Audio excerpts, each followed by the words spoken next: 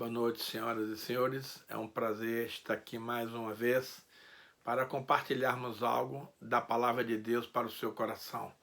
A Igreja Apostólica Jesus do Pão da Vida tem o prazer de fazer essa live agora, ministrando esse assunto de tão importante para todos os nossos internautas. Vamos fazer uma oração para que o Espírito Santo possa nos usar nesta noite para a glória dele. Pai, muito obrigado por esse momento.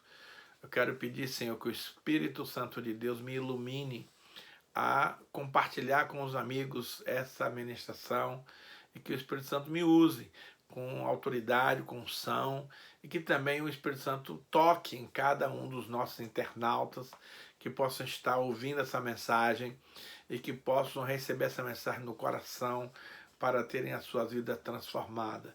E desde já, Pai, nós te agradecemos por tudo, em nome de Jesus. Queridos, o tema dessa noite é por demais relevante e nos remete à seguinte afirmativa: qual é o seu propósito de vida como cristão? Nós estamos vivendo o apagar das luzes de uma dispensação espiritual, mas é muito importante você se contextualizar e você entender qual é o seu papel, qual é o seu propósito, o que Deus espera de você. E a pergunta é: o seu propósito de vida como cristão é ganhar muito dinheiro? Ser rico? Ser famoso? Ser reconhecido? Ser um sucesso na vida profissional, pessoal, familiar? Ou ser um influencer digital? Querido, a Bíblia diz em Provérbios 19, 21 o seguinte: muitos propósitos há no coração do homem, mas o desígnio do Senhor permanecerá. Querido, você é livre para desenvolver qualquer tipo de trabalho, de projeto que esteja no seu coração. A Bíblia diz que nós devemos fazer planos, fazer projetos, fazer propósito, mas a resposta certa dos lábios vem do Senhor. Então, há muitos propósitos, todos são válidos, todos são positivos, todos são de excelência, mas a Bíblia diz que o desígnio do Senhor vai prevalecer.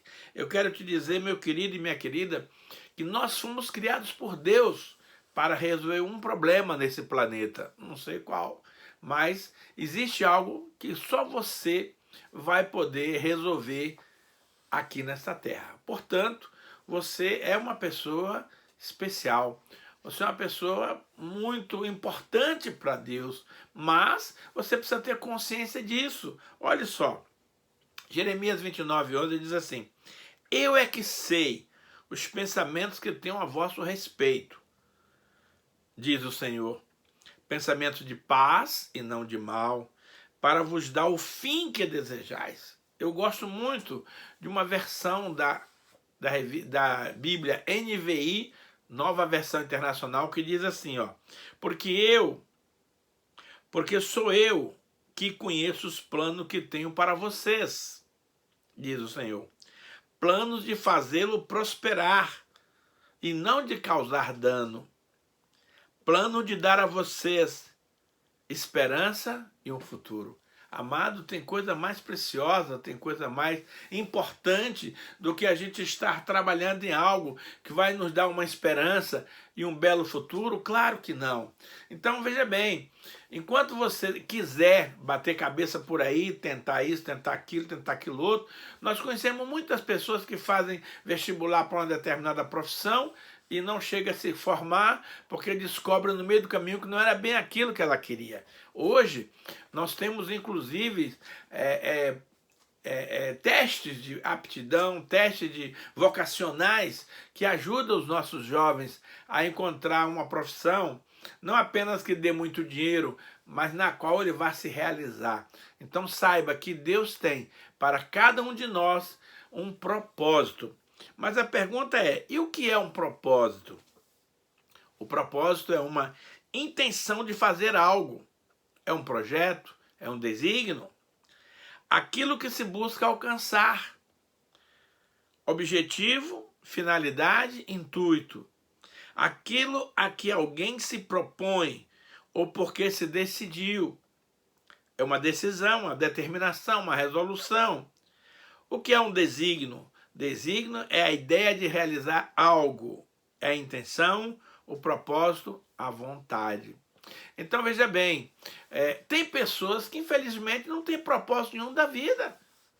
Amado, se você sai de um lugar e não sabe para onde vai, você não vai chegar em lugar nenhum. Deus gosta que eu e você sejamos pessoas decididas, pessoas firmadas em propósitos, especialmente os propósitos de Deus. Porque se você não tiver isso na sua vida, você vai ficar vagando para lá e para cá e não vai chegar a lugar nenhum. Olha só, Deus criou todas as coisas com um determinado propósito específico. Olha só, em Provérbios 16:4 diz assim: o Senhor fez todas as coisas para determinados fins, e até o perverso para o dia da calamidade. Quando a gente ouve uma palavra dessa, a gente fica meio confuso. O Senhor inventou o perverso, está escrito aqui. O Senhor fez todas as coisas para determinados fins. Isso é propósito. E até o perverso para o dia da calamidade. Olha só. Ele diz em Isaías 45:7 o seguinte: eu formo a luz e crio as trevas. Eu faço a paz e crio o mal. Eu, o Senhor, faço todas essas coisas.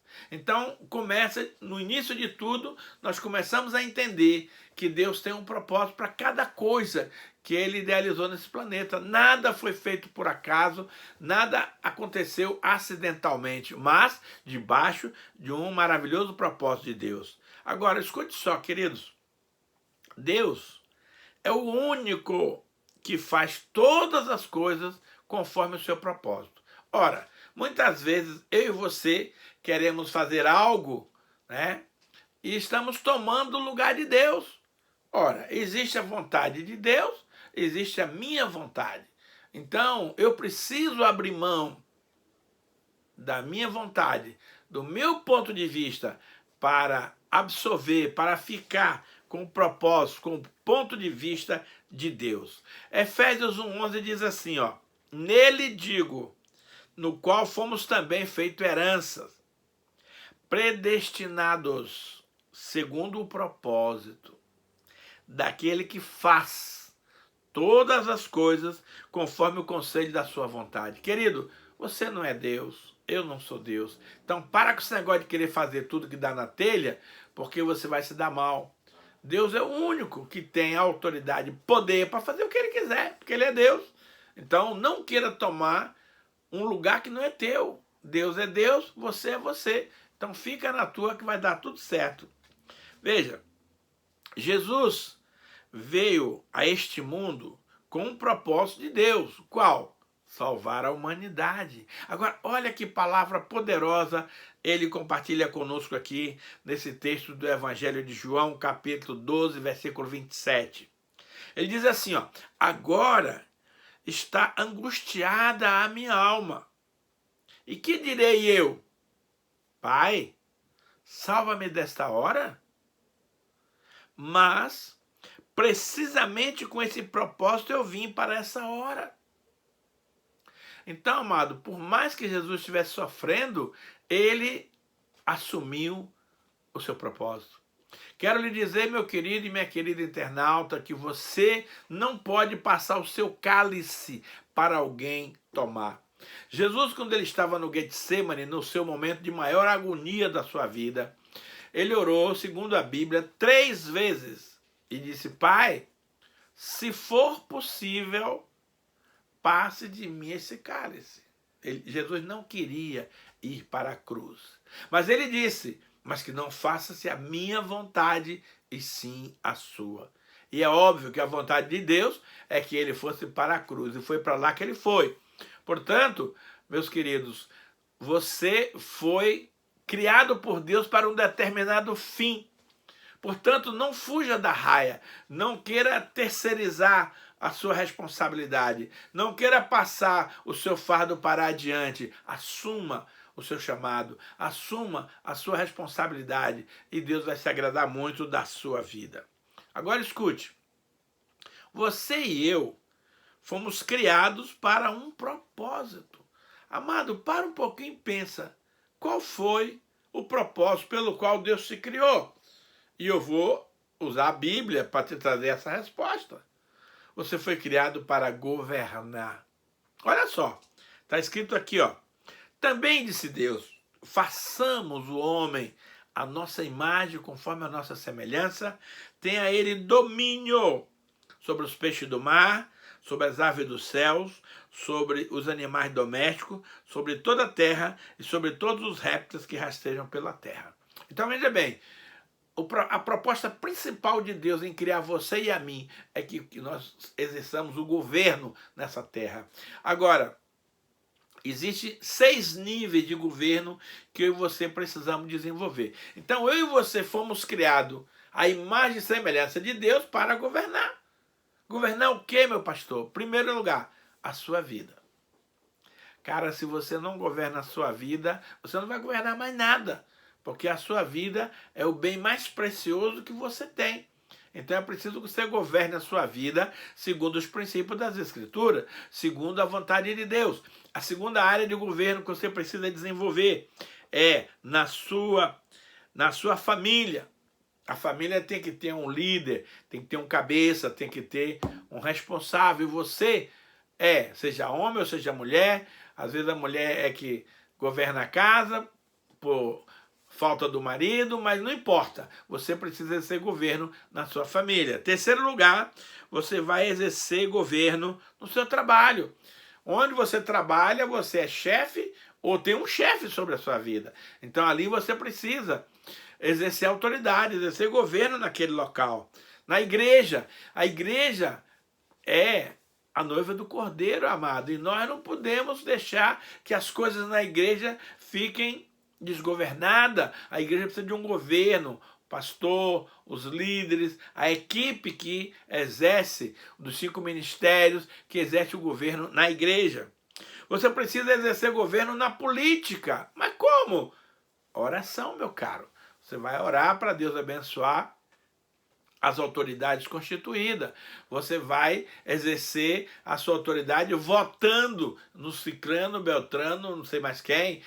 É uma maneira de você exercer governo. E, finalmente, a parte mais importante agora, é você exercer governo sobre o reino das trevas. O diabo não tem poder sobre a tua vida. Deus disse lá, Jesus explicou em Lucas 10:19. Eis que vos dei poder e autoridade, para pisardes em serpentes e escorpiões, e nada absolutamente vos causará dano. Então, meu amado, não deixe Satanás dominar você, sua casa, sua família. Não, bata pé firme e exerça governo, porque Deus nos colocou nessa terra para governar. Esse é o primeiro propósito dele. Então, se eu e você não estamos governando, lamentavelmente nós estamos falhando na nossa missão divina, da qual fomos encarregados. Agora, um detalhe importante que muitas vezes eu e você não percebemos é que Deus tem um tempo e um modo para cada propósito estabelecido na terra ou no céu. Observe que isso é muito importante para você saber transitar nesse meio. Eclesiastes 3:1 diz assim: tudo tem o seu tempo determinado e há tempo para todo o propósito debaixo do céu. Amado, se a sua bênção está programada para vir dentro de 10 meses, só um exemplo, não adianta você forçar a barra para vir no segundo, terceiro ou no quarto. Também no dia que tiver determinado, vem. E o ser humano não entende isso. Muitas vezes a gente fica estressado, a reclama de Deus, a gente murmura, porque a gente acha que Deus está demorando demais para atender os nossos pedidos, as nossas bênçãos. Deus não adianta nem atrasa. Deus anda no tempo correto. Portanto, acalme seu coração. O tempo é uma coisa que pertence exclusivamente a Deus. Aqui tem duas coisas, o tempo de acontecer a bênção e o modo, a maneira como Deus vai fazer a sua bênção. É outra coisa que ele não nos mostra, ele não nos direciona como fazer, é exclusividade pessoal e particular do nosso Deus. Olha o que nos diz aqui Eclesiastes 8, 5 e 6, ele diz assim, ó, quem guarda o mandamento não experimenta nenhum mal, e o coração do sábio conhece o tempo e o modo. E ele insiste, porque para todo propósito há tempo e modo, e eu não posso. Você não pode abreviar esse tempo, acelerar esse tempo, retardar esse tempo. Não, no tempo de Deus a coisa vai acontecer. O modo, muita gente se embanana por causa disso. Quer fazer as coisas de Deus do seu jeito. Não é do seu jeito, é do jeito de Deus. Se você perguntar, se você consultar o Senhor, ele vai te dizer como é que ele quer que você faça. Porquanto é grande o mal que pesa sobre o homem. Olha só, o propósito de Deus, querido, Jó já tinha falado isso lá no seu livro, sempre se cumprirá. Jó disse lá em Jó 42, 2, Senhor, bem sei que tudo podes, e nenhum dos teus planos pode ser frustrado. Olha o que nos diz aqui Romanos 9, 11 a 13. E ainda não eram os gêmeos nascidos, nem tinham praticado o bem ou o mal, para que o propósito de Deus quanto à eleição prevalecesse, não por obras, mas por aquele que chama.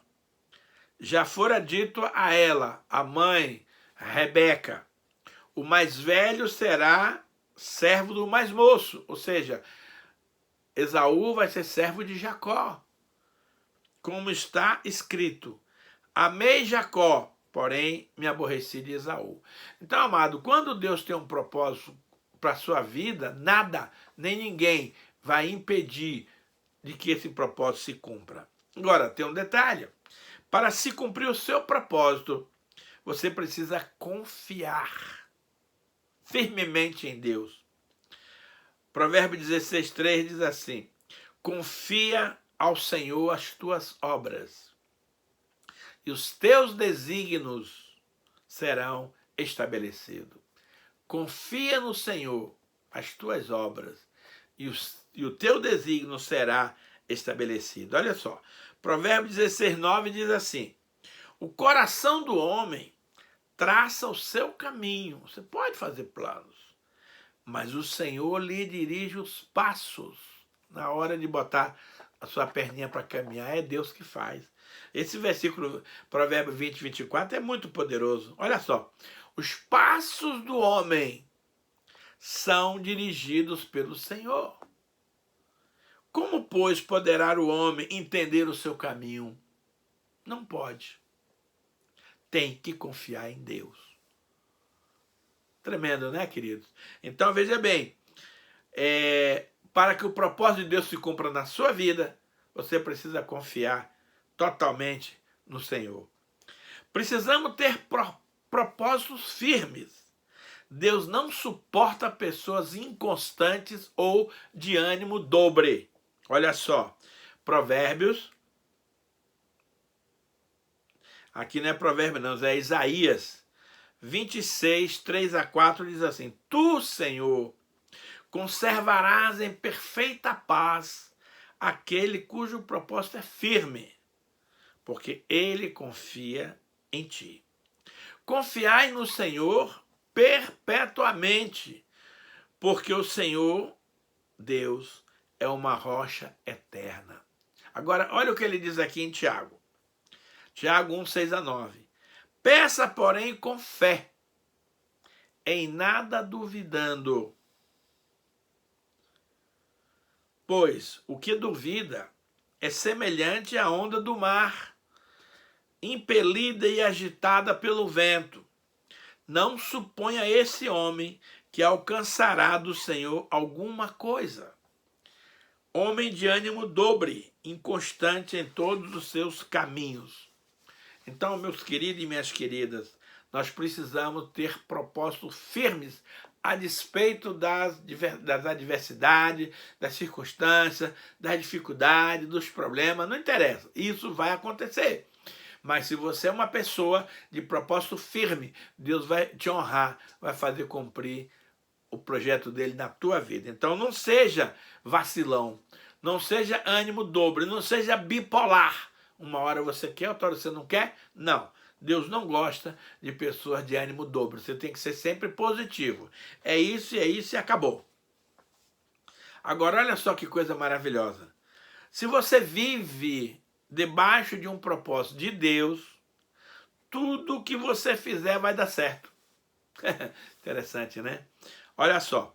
Romanos 8:28 diz assim: sabemos que todas as coisas boas ou ruins cooperam para o bem daqueles que amam a Deus, em primeiro lugar, e daqueles que são chamados segundo o seu propósito.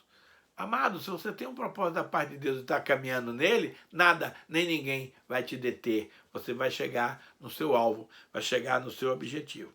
Agora, centralizando mais a nossa questão, nessa noite eu quero lhe perguntar: qual é o seu propósito de vida como cristão? O meu é fazer a vontade de Deus. Mas a pergunta é, pastor, e qual é a vontade de Deus? A Bíblia nos responde. 1 Timóteo 2, 3 e 4 diz assim: isso é bom e aceitável diante de Deus, nosso Salvador, o qual deseja que todos os homens sejam salvos e cheguem ao pleno conhecimento da verdade. Porquanto há um só Deus e um só mediador entre Deus e os homens, Cristo Jesus. Então, o maior desejo do coração de Deus é a salvação da humanidade. E eu e você temos que nos envolver com isso. Deus não vai mandar os anjos fazer esse trabalho. Esse trabalho ele determinou para mim e para você realizarmos aqui no planeta Terra. Porque muita gente diz, não precisa evangelizar não, porque todo mundo já é filho de Deus. Não é. Todo mundo é criatura. Está aqui escrito. Marcos 16, 15 e 16. E disse-lhe: ide por todo o mundo, pregai o evangelho a toda criatura.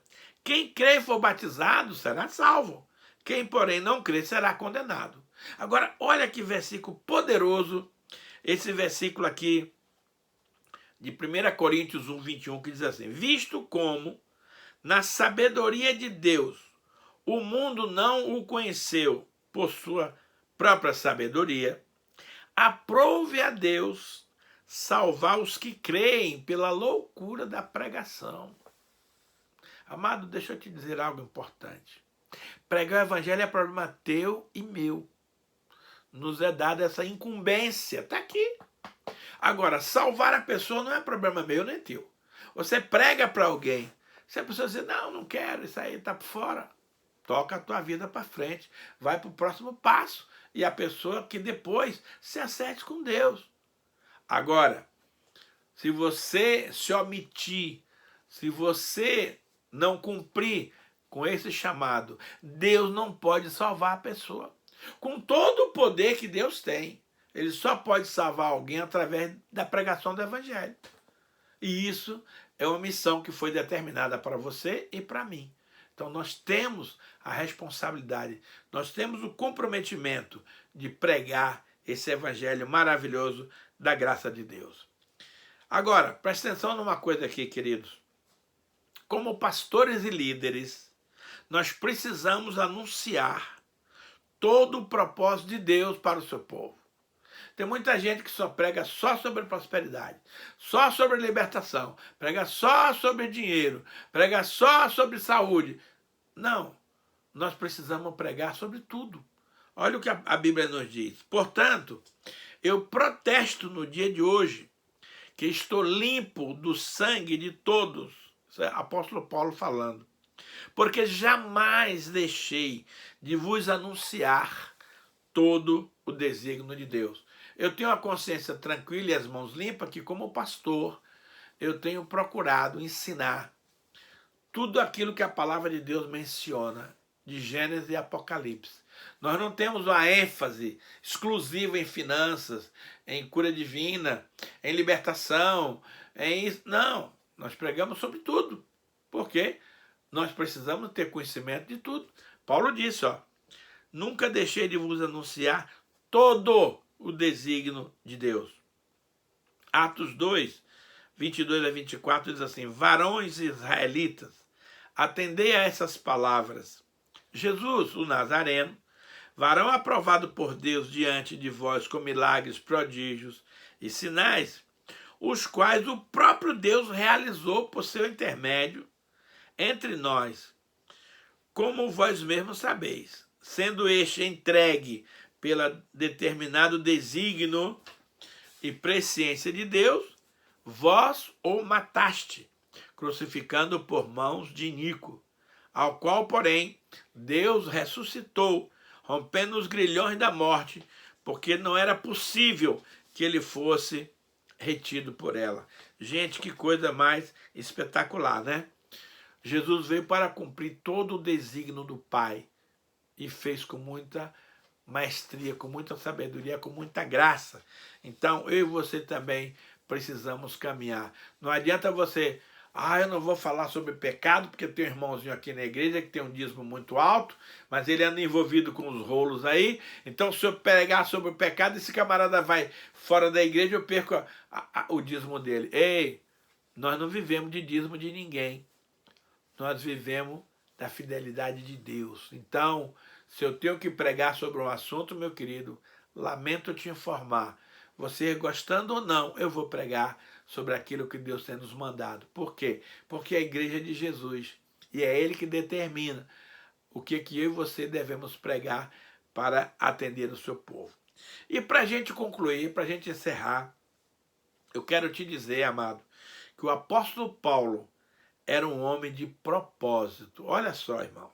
No livro de Atos, capítulo 20 e 24, ele diz assim, porém, em nada considero a vida preciosa para mim mesmo, contanto que complete a minha carreira e o ministério que eu recebi do Senhor Jesus para testemunhar o evangelho da graça de Deus. Paulo aqui menciona duas missões que ele tinha. Uma, pessoal.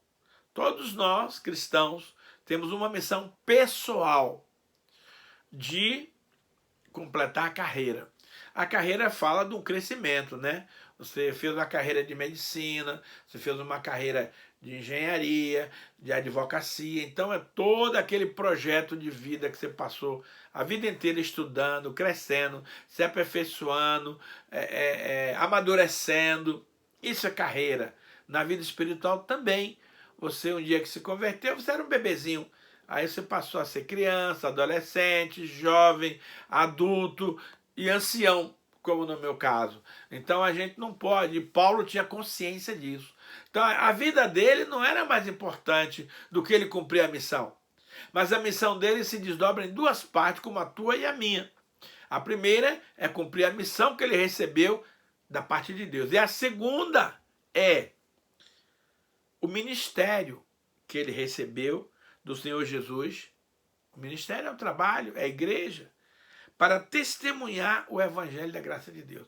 Gente, para Deus, a questão do evangelho é muito séria, porque o evangelho é as boas novas, é o poder de Deus para a salvação de todo aquele que crê, tanto do judeu quanto do grego. Então, Paulo mencionava que o que havia de mais importante na vida dele não era ele se livrar das ciladas dos judeus, dos gentios, não. O que era mais importante para ele era completar a carreira e completar o ministério que ele recebeu da parte de Deus. A segunda coisa, e Paulo é um camarada que ele testifica o resultado disso em seguida. Em 2 Timóteo 4, 6 a 8 está escrito o seguinte: quanto a mim, isso é Paulo falando, estou sendo já oferecido por libação. Libação era uma oferta de líquidos, né? E o tempo da minha partida é chegado. Gente, que privilégio o apóstolo Paulo ter consciência de que a missão dele estava concluindo. O tempo da minha partida já é chegado, ou seja, estou perto de sair desse mundo aqui e ir para a glória com Deus. Agora, olha o que ele diz aqui, amados, uma coisa extraordinária.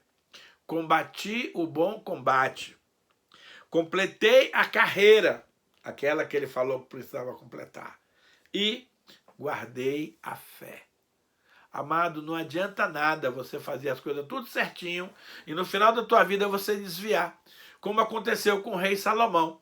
Salomão, quando ele já estava velho, ele desviou do caminho de Deus. O coração dele, a Bíblia diz que não era mais de todo fiel a Deus. Por quê?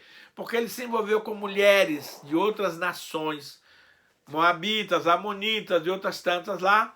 E o que é que Salomão fazia depois de velho? Fazia templo para os deuses dessas esposas dele de outras nações. E isso aborreceu tremendamente o coração de Deus. O Salomão foi bem até um ponto. No finalzinho da vida dele, desviou. Aí, meu filho, perdeu a bênção. Então, nós temos que combater o bom combate. A vida cristã é uma guerra constante. Do bem com o mal, da nossa mente, do diabo contra Deus. E você tem que viver esse embate, não tem como você se livrar disso. Combati o bom combate. Completei a carreira.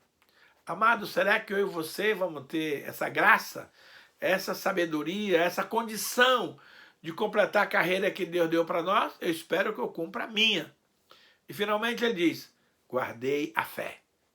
Amado, a fé é algo que você vai levar lá para o céu. Porque é algo que norteia, dirige, condiciona a nossa vida. Tudo que eu e você intentemos fazer para Deus tem que ser debaixo de fé. Aí a coisa vai funcionar. E aí vem o fechamento da vida de Paulo quando ele diz assim, já agora a coroa da justiça me está guardada, a qual o Senhor, reto juiz, me dará naquele dia, no dia que ele foi arrebatado. Agora olha só, e não somente a mim, essa é a boa notícia que Paulo nos dá hoje à noite, mas também a todos quantos amam a sua vinda. Será que eu e você, amado, estamos ansiosos, estamos animados, estamos aguardando essa vinda preciosa de Jesus Cristo? Ele vai vir te buscar e me buscar. Agora, eu e você temos que ser noiva prudente. A gente tem que ter óleo em reserva, porque se o noivo atrasar um pouquinho, a gente tem óleo para esperar até ele chegar. Então, a minha oração para a gente finalizar essa ministração é esta, é de que você receba a coroa da justiça, a qual o Senhor preparou para aqueles que o amam. Eu amo ao meu Deus, eu amo a vinda de Jesus, eu espero receber essa coroa de justiça, não para desfilar no céu com ela na minha cabeça, mas para entregar ao meu rei, ao meu Deus, como prova da completude da minha missão aqui na terra. Completar a carreira, fazer o bom combate e guardar a fé. E aí, com certeza, Deus vai se agradar muito de nós. Vamos ter uma palavra de oração. Pai, muito obrigado por essa palavra. Eu quero pedir que o Senhor abençoe cada um dos nossos internautas que estão nos assistindo pelo celular, pela internet, e que o Senhor abençoe também as ofertas, os dízimos que esses queridos estarão fazendo agora, mediante o depósito em conta, como está aí no vídeo, mostrando o Banco Bradesco e o Banco Santander, onde você, meu amado, minha amada, pode honrar a Deus, fazendo uma entrega de uma oferta de excelência, de um dízimo, devolução do seu dízimo, para que você agrade ao papai. Meu Deus, que essa palavra ministrada hoje encontre corações quebrantados, encontre corações desejosos, papai, de te obedecer, de cumprir a tua palavra, Senhor, e de fazer a tua vontade. Meu Deus, nos ajude a descobrirmos o nosso propósito de vida aqui nessa terra. Nos ajuda, Senhor, a ser firme em todos esses pontos que nós mencionamos aqui. Querido Espírito Santo, fixa em nós essa passagem, essa ministração, essa palavra que foi dada hoje. Porque se eu não tiver um propósito firme, não vou ter que chegar em lugar nenhum. E eu tenho um lugar para ir, que é o céu. E para lá eu tenho que seguir firmemente os caminhos que o Senhor tem preparado para mim, para minha casa, para as minhas ovelhas. E desde já, papai, por tudo, eu te dou toda a honra, toda a glória e todo louvor. Em nome do Senhor Jesus. Amém. Uma boa noite. Fica na paz, que o Senhor alcance os desejos do teu coração. Te abençoe, te proteja e te guarde. Em nome de Jesus. Amém.